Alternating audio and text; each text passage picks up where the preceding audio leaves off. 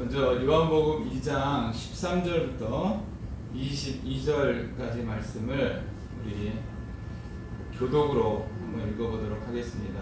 제가 홀수절을 읽고 우리 성도님들이 짝수절을 읽고 22절까지 읽도록 하겠습니다. 자, 13절을 읽겠습니다.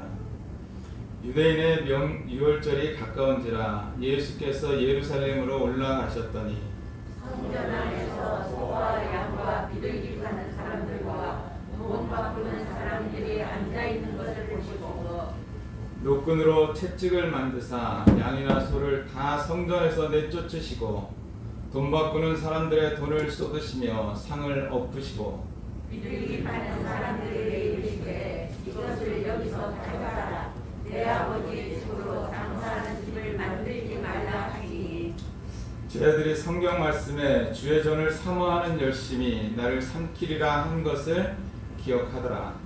이에 유대인들이 대답하여 예수께 말하기를 네가 이런 일을 행하니 무슨 표적을 우리에게 보이겠느냐.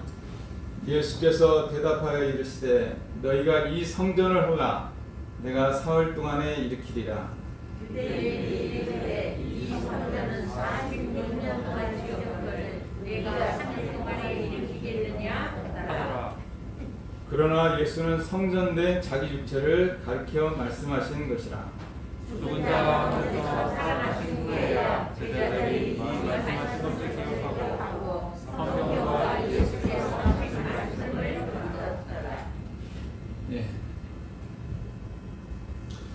여기에 나와 있는 예수님은 참 평소에 저희가 잘 생각하지 못하는 그런 예수님이십니다. 평소에 저희가 우리 주님을 이렇게 묵상하고 생각할 때 항상 온유하시고 사랑이 많으시고 털 깎는 자 앞에 잠잠한 양같이 대신 욕을 당하신 그 온유하신 주님이십니다. 근데 오늘 본문에 나와 있는 우리 주님은 굉장히 화가 많이 나셨어요. 보통 사람도 잘 하기 어려운 채찍을 들어서 이렇게 양과 소를 다 쫓아내고 돈 바꾸는 자들의 상을 얻고 우리 주님이 이러신 주님이 아니시잖아요. 근데 이 주님께서 이렇게 화가 많이 나셨다면 우리는 그 주님께서 왜 이렇게 화가 나셨는지를 좀 생각을 해볼 필요가 있을 것 같습니다. 이 본문은 사복음서에 전부 다 나와 있습니다. 특별히 요한복음에 가장 이게 자세하게 나와 있고요. 그리고 나머지 공간복음에 똑같은 내용으로 나와 있습니다. 그리고 요한복음에는 이 예수님께서 공생애를 시작을 하시면서 이것이 기록이 되어 있습니다. 나머지 공간복음에 있는 이 기사는 예수님께서 돌아가시기 직전에 기록이 되어 있습니다. 예수님의 공생의 시작과 끝을 성전을 깨끗하게 하시는 것으로부터 예수님께서 시작하고 계시다는 것입니다. 13절에 보면 유대인의 유월절이 가까운지라 예수께서 예루살렘으로 올라가셨다고 말씀을 하고 있습니다. 유월절 절기를 맞아가지고 그때 예수님 당시에 성전이 있었던 예루살렘으로 예수님께서 올라가셨다는 것입니다. 먼저 유월절에 대해서 한번 살펴보겠습니다.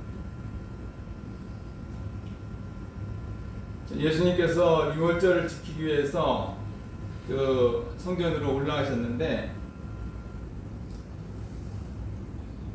신명기 16장 16절에 보면 너희 가운데 모든 남자는 1년에 3번 곧 무교절과 칠칠절과 초막절에 내 하나님 여호와께서 택하신 곳에서 여호와를 배웠고 빈손으로 여호와를 배웠지 말고 각 사람이 내 하나님 여호와께서 주신 복을 따라 그 힘대로 드릴지니라. 하나님께서는 자기 백성을 굉장히 보기를 원하셨습니다. 그래서 1년에 3번 6월절과 칠칠절과 초막절에 이렇게 성전에서 이렇게 이스라엘 백성들이 이스라엘 백성들이 이제 이 절기를 지키기 위해서 그 성전으로 올라가는 것입니다. 여기 신명기 16장 16절에 보면 무교절이라고 되어 있는데 6월절은 무교절과 깊은 관련이 있습니다. 6월절 이튿날부터 일주일간이 무교절입니다. 6월절이 이 피를 통해서 이게 죽음의 사자가 넘어가는 그런 절기라면 그것을 감사하면서 이 무교병을 먹으면서 이 교제를 나누는 것이 6월절입니다. 에스겔 45장 21절에 보면 첫째 달 열 나흘날에는 6월절을 7일 동안 명절로 지키며 누룩 없는 떡을 먹을 것이라 라고 이야기를 하고 있어요. 7일 동안 명절은 원래 무교절입니다. 근데 6월절을 이야기하면서 이렇게 말씀하고 있어요.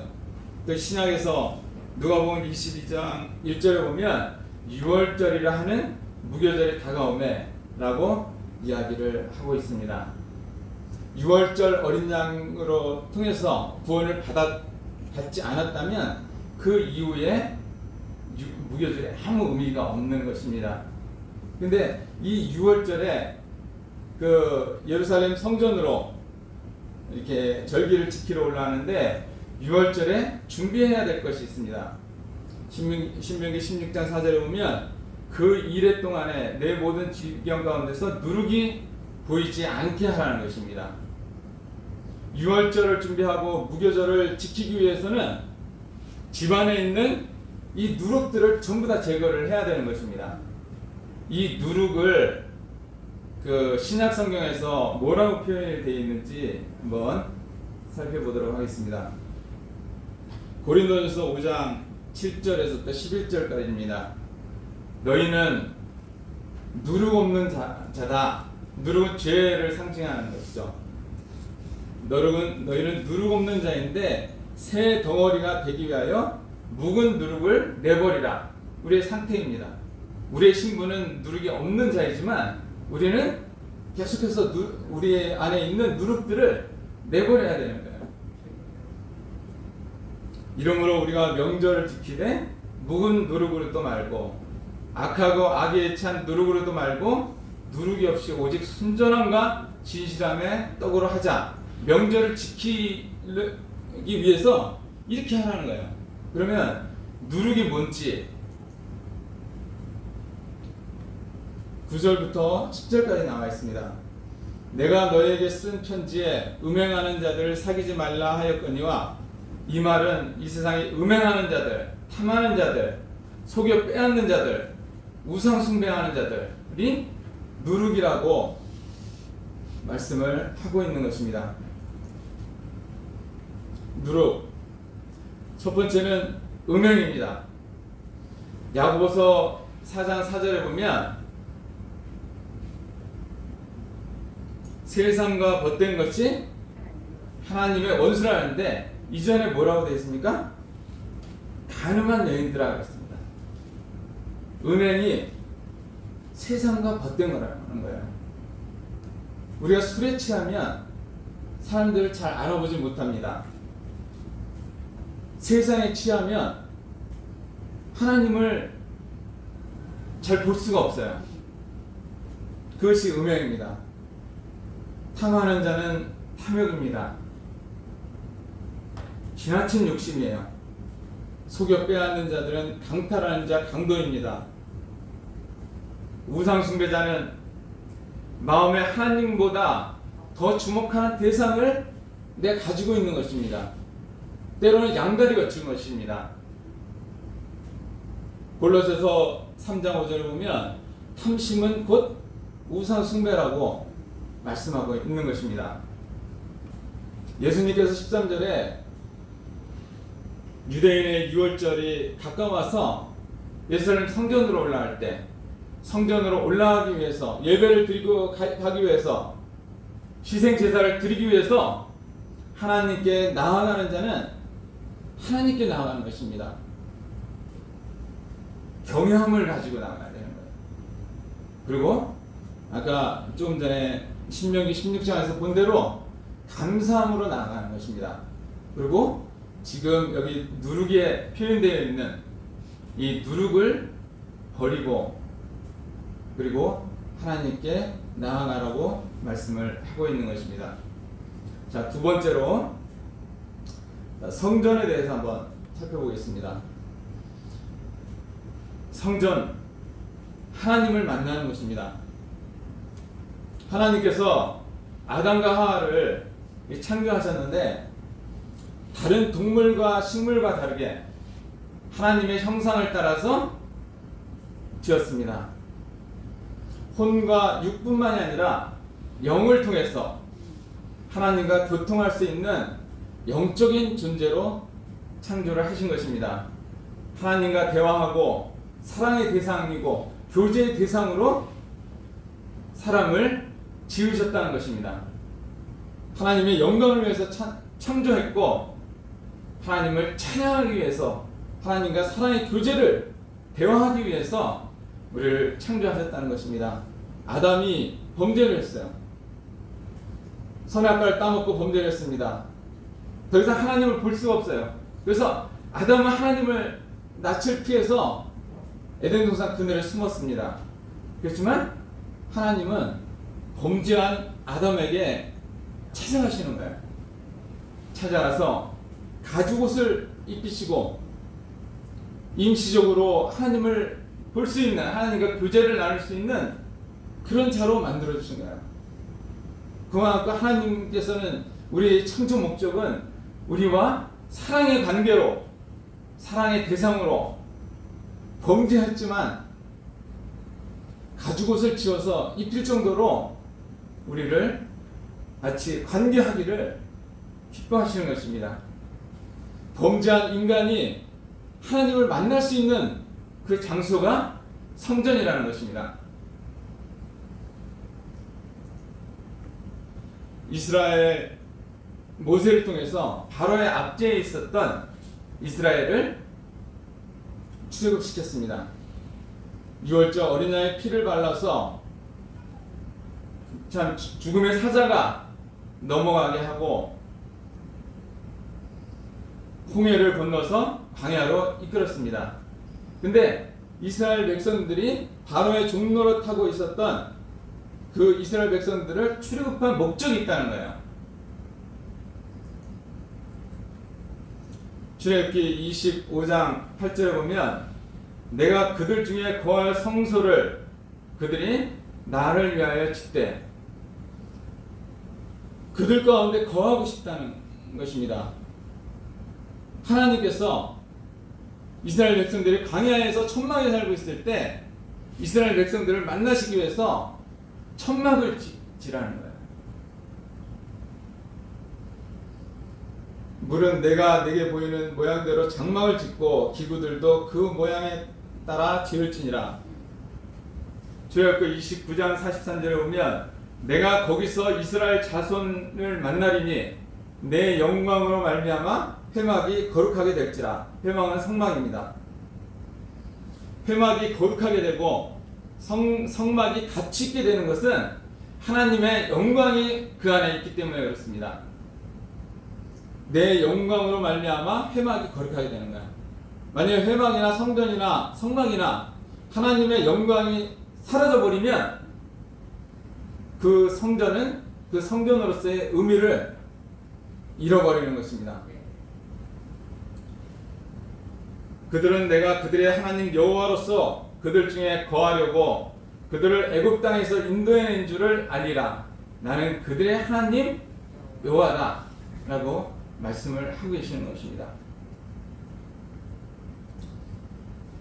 자, 회막은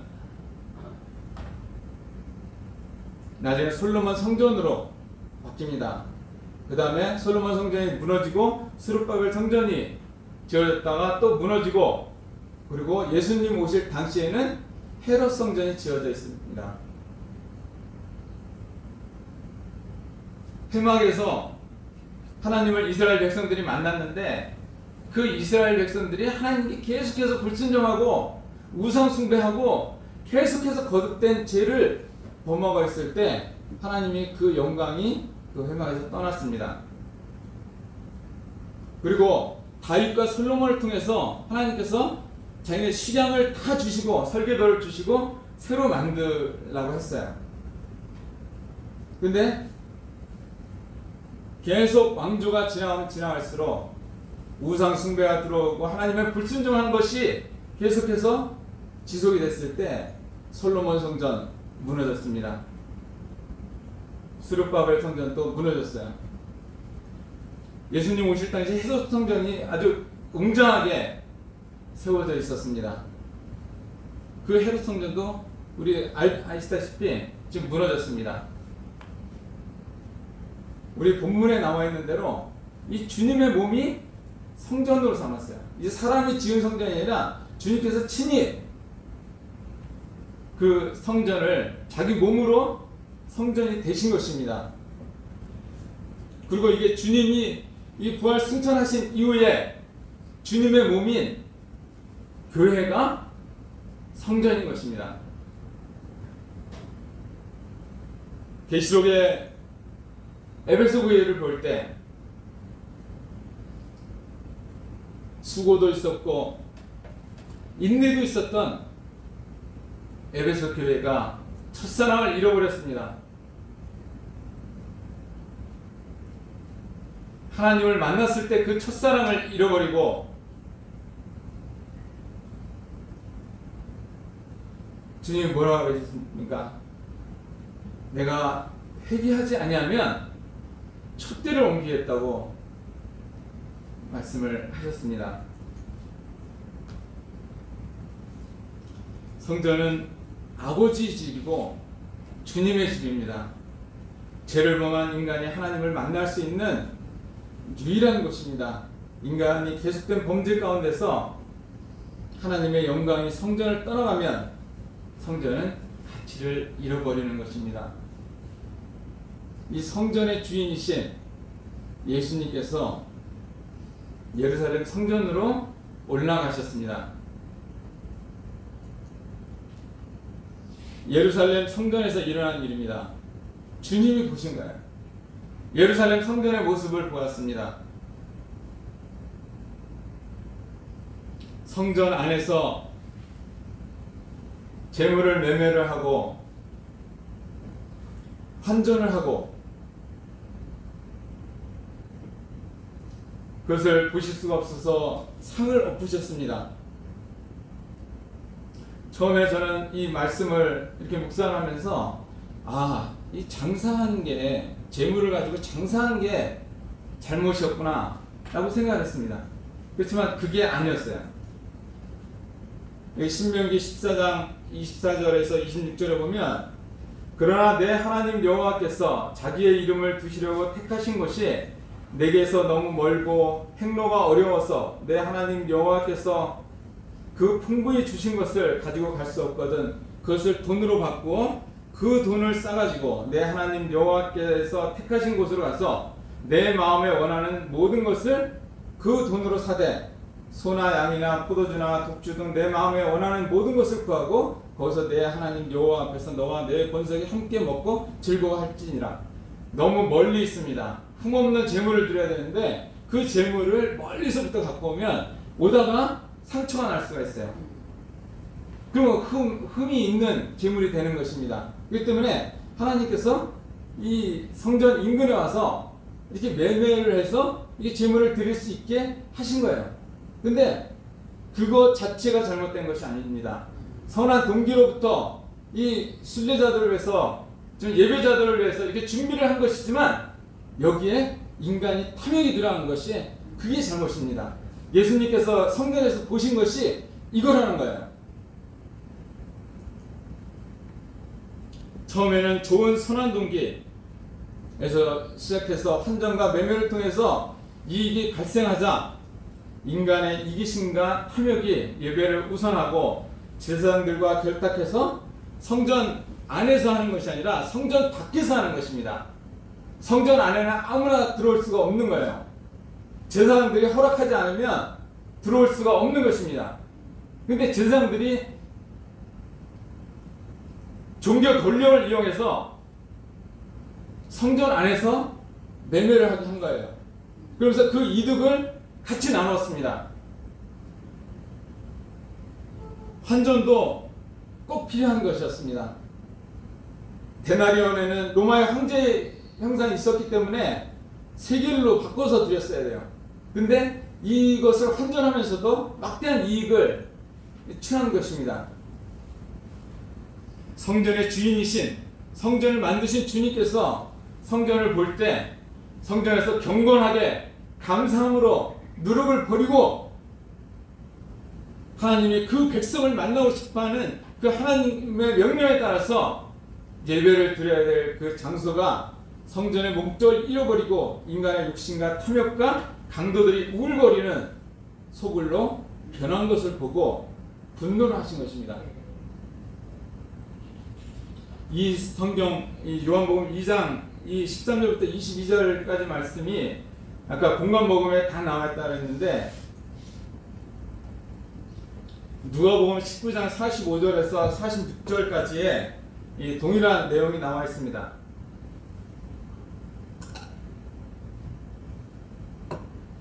누가복음 19장 45절 46절입니다. 성전에 들어가서 장사하는 자들을 내쫓으시며 그들에게 이르시되 기록된 바 내 집은 기도하는 집이 되리라 하였거늘 너희는 강도의 소굴을 만들었도다 하시니라. 여기서 누가복음 45장 성경을 나중에 찾아보시면 여기 내 집은 기도하는 집에 이사야 56장 7절이라고 되어 있습니다. 그리고 강도의 소굴은 예레미야서 7장 11절이라고 이 관주에 되어 있습니다. 그러니까 하나님의 집이 원래는 어떻게 해야 되냐면 기도하는 집이 되어야 되는데 강도의 소굴이 되었다는 거예요.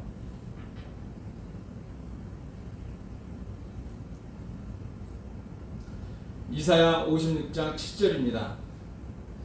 내가 곧 그들을 나의 성산으로 인도하여 기도하는 내 집에서 그들을 기쁘게 할 것이며 그들의 번제와 희생을 나의 제단에서 기쁘게 받게 되리니 이는 내 집은 만민의 기도하는 집이라 일컬음이 될 것이라.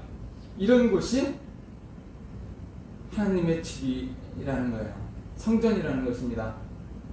예수님이 원하시는 하나님의 집이 이런 것이었어요.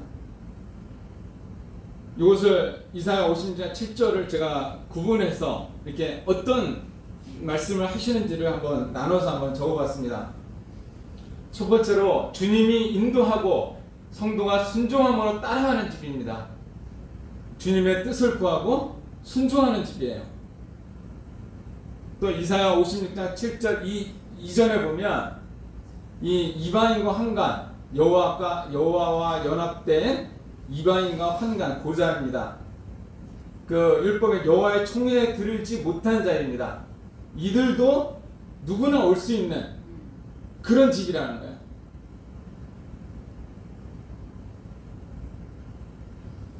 하나님이 나와 함께 하심으로 기뻐하는 집입니다.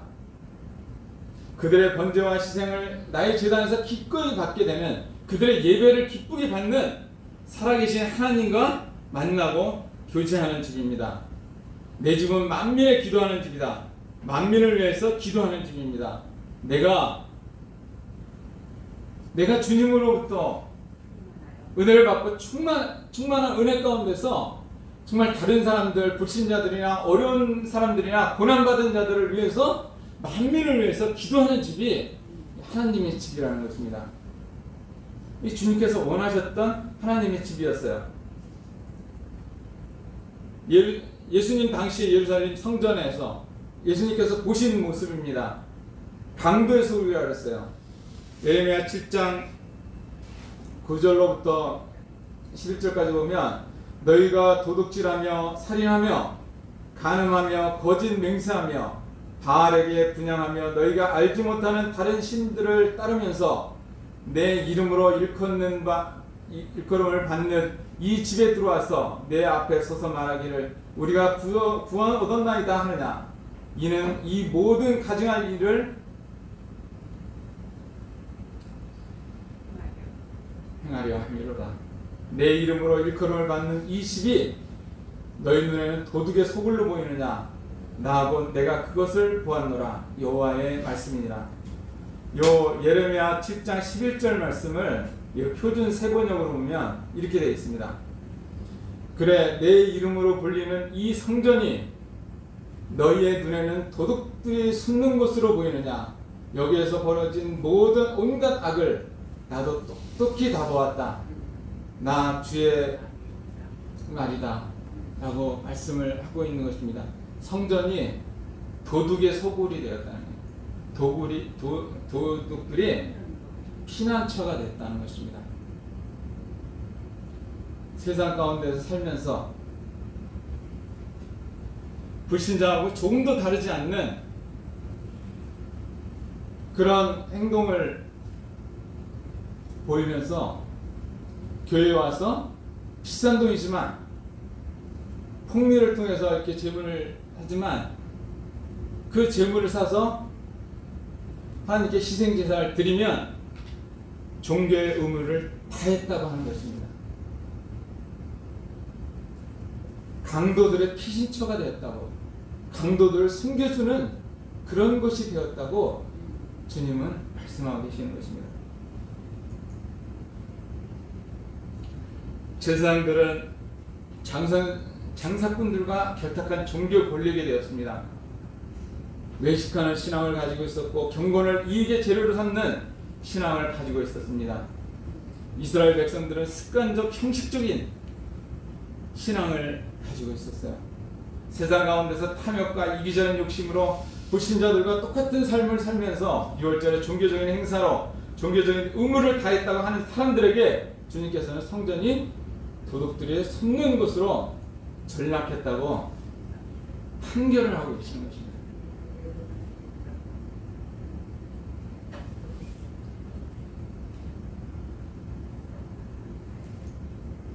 이것이 예수님 당시에 헤롯 성전입니다.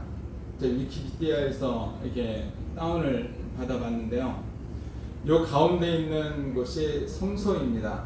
요 우뚝 트여난 곳이 성소고, 요 앞에가 여인들의 뜰이고, 그 뒤가 이스라엘인들의 뜰이고, 그 다음에 제사의 뜰이고, 요 건물 안에는 성소와 지성소가 이렇게 나눠져 있습니다. 그리고 양쪽에 넓은 이 광장이 이방인의 뜰입니다.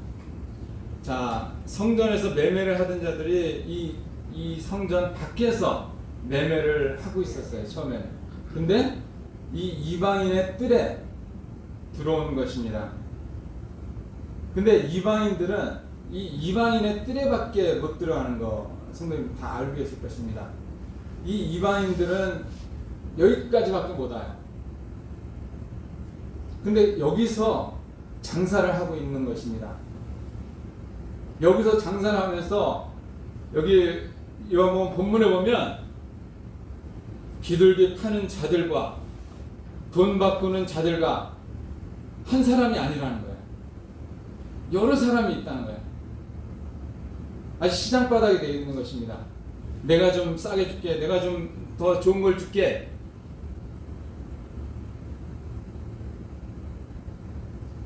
주님께서 분명히 솔로몬 성전까지는 이방인의 뜰이 없었습니다. 근데 헤롯 성전이 만들어졌어요. 근데 주님은 분명히 말씀하시면서 이 이방인의 뜰까지도 성전이라고 했습니다. 이방인들이 이 정말 예수 그리스도를 영접하고 이 성소로 들어가야 되는데, 성소로 들어가는 것이 아니라 바깥으로 이 성전 밖으로 나가게 하는 그런 장소가 되어 있는 것이 이방인의 뜰이 되었던 것입니다.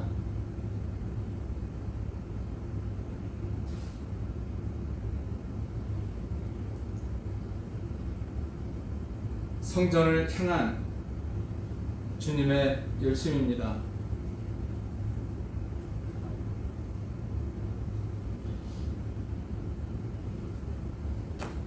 14절에서 성전 안에서, 요한복음 2장 14절입니다. 성전 안에서 소와 양과 비둘기 파는 사람들과 돈 바꾸는 사람들이 앉아있는 것을 보시고 노끈으로 채찍을 만드사 양이나 소를 다 성전에서 내쫓으시고 돈 바꾸는 사람들의 돈을 쏟으시며 상을 엎으시고 비둘기 파는 자들에게 이르되 이것을 여기서 가져가라. 내 아버지 집으로 장사하는 집을 만들지 말라 라고 하셨습니다. 하나님의 집이 성전을 향한 주님의 열심은 하나님의 집이 깨끗하기를 원하는 열심입니다. 강도의 소굴이 된 예루살렘 성전을 깨끗하게 하시는 것 같이 성전된 교회, 우리 안에 탐욕과 더러운 것과 음행, 우상숭배와 같은 누룩을 없애기를 원하시는 열심입니다. 주님께서 열심을 내시는 거예요. 두 번째로 주님의 열심은 파괴적이지 않습니다. 죄를 미워하시되 사람을 미워하지 않습니다. 재현상의 손해를 하나도 입히지 않으셨어요. 사람을 다치게 아니하셨습니다. 소와 양은 쫓아버리면 다시 끌고 올 수 있어요. 근데 비둘기는 날개가 있기 때문에 새장을 벗어서 이렇게 흔들어 버리면 날아가면 잘 못 찾을 수도 있습니다. 근데 비둘기 파는 자들에게 이르되 이것을 여기서 가져가라. 돈은 쏟으면 다시 주울 수가 있습니다.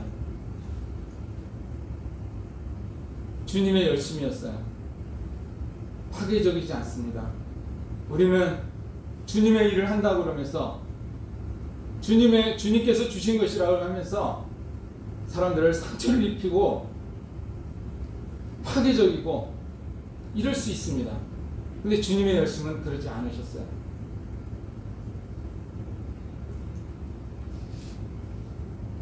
주님의 성전을 향한 주님의 열심은 건물 성전을 폐하시고 친히 그 몸으로 성전을 세우신 것입니다. 껍데기만 남은 건물 성전이 무너지고 하나님께 신령과 진정으로 예배드릴 수 있는 참된 성전을 그 몸으로 이루신 것입니다.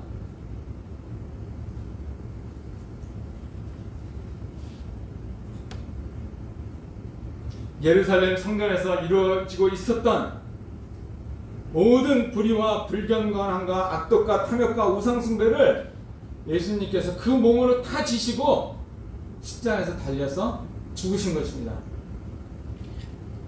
나의 이 탐욕마저 스물스물 올라오는 이 교만과 시기심과 이런 것들을 다 지시고 십자가에 달려 돌아가셨다는 것입니다. 그 몸으로 성전을 삼으셨다는 것은 우리로 죄에 대해서 죽고 의에 대해서 사는 거룩한 성도가 되었다는 것입니다. 주님께서 내가 지어야 될 그 욕을 대신 받으시고 대신 그 십자가 사랑을 기억하면서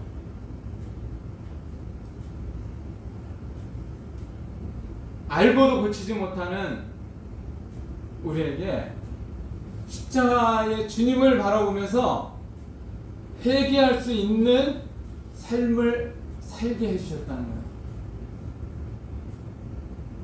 주님이 성전이 되시지 않으면 우리는 회개할 수도 없는 사람들입니다.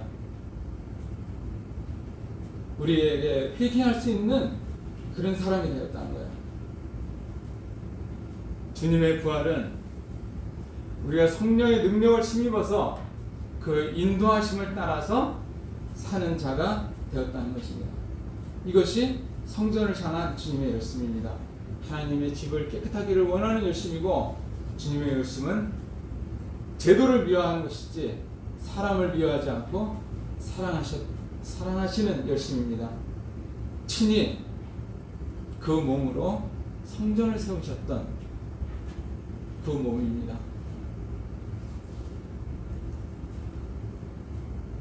주님의 열심이 이렇다고 말씀을 드렸습니다. 우리의 열심은 어떻게 해야 될까요? 이거는 답이 없습니다. 우리 성도님들이 각자가 주시는 그 열심을 하시면 됩니다. 제가 생각했던 우리가 해야 될 열심은, 우리의 열심은 우리의 삶을 그리스도의 열심으로 채우는 것입니다. 그리스도 우리 주님이 우리의 삶의 중심이고 무엇과도 바꿀 수 없는 소중한 분으로, 주인으로 자리를 내드리는 것이 우리의 열심입니다.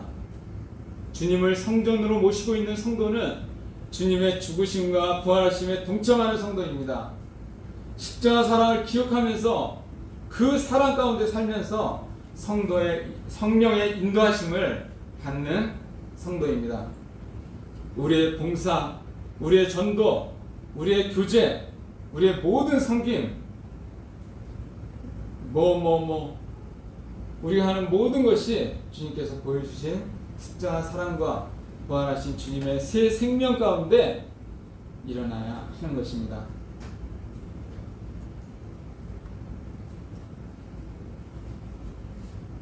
사무엘상 2장 30절에 나와 있습니다. 같이 한번, 우리 성도님들 같이 한번 읽어보도록 하겠습니다. 시작. 나를 존중히 여기는 자를 내가 존중히 여기고 나를 멸시하는 자를 내가 멸시하리라 라고 말씀을 하고 계십니다. 마태복음 6장 33절에 그런즉 너희는 먼저 그의 나라와 그의 의를 구하라고 말씀을 하고 있습니다. 이 말씀은 곧 하나님이 마땅히 받으셔야 할 그것을 그분께 드리고 그분의 요구를 우리의 첫째 관심사로 삼으라는 것입니다. 주님께서 마땅히 받으셔야 될 그것을 주님께 드리고 그분의 요구를 우리의 첫째 관심사로 삼는 것이 너희는 먼저 그의 나라와 그의 의를 구하는 것입니다. 그리하면 이 모든 것을 우리에게 더하신다고 약속의 말씀을 하시는 것입니다. 기도하겠습니다. 은혜와 사랑이 많으신 아버지 하나님, 감사를 드립니다. 요한복음 2장에 나와 있는 성전을 향한 주님의 열심을 성도님들과, 사랑하는 성도님들과 함께 나누게 하신 것에 대해서 감사를 드립니다. 주님의 열심이 그 몸된, 친히 그 몸으로 성전을 삼으셨던 그 주님의 열심을 기억합니다. 때로는 우리의 열심이 주님을 앞서 나가고 사람에게 상처를 주고 탐욕 가운데 있을 수 있는 것을 다시 한번 기억하게 됩니다. 아버지 하나님, 저희들의 마음을 베드로가 예수님을 만났을 때 자기는 아무것도 아니고 나는 죄인일 뿐이라고 고백했던 것과 같이 저희들의 마음을 깨끗이 비우시고 주님의 것으로 저희들을 채우고 좀 주님의 공급하시는 힘으로 살 수 있는 우리 모두가 될 수 있도록 주님 함께하여 주시옵기를 원합니다. 말씀을 주신 것 감사드렸고 존귀하신 우리 주 예수 그리스도의 이름으로 감사하며 기도드렸나이다. 아멘.